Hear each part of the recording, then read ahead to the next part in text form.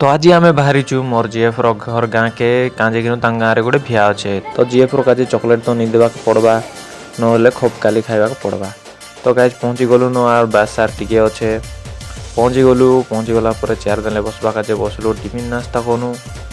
भाई एते दूर गाड़ी बसी आसी लगुला भोक भाई फैला तो टुकिल मन के खाना देले इटा आका बड़ शौक।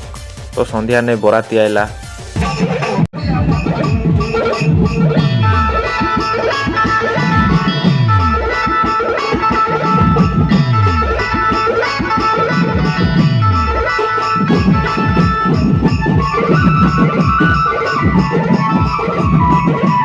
तो सकाले उठी कर बाहरी गनु पीयूष नानी घर के पीयूष नानी टिफिन नास्ता हो गला फटाफट बाहरी पड़नु आम दुई भाई फिर से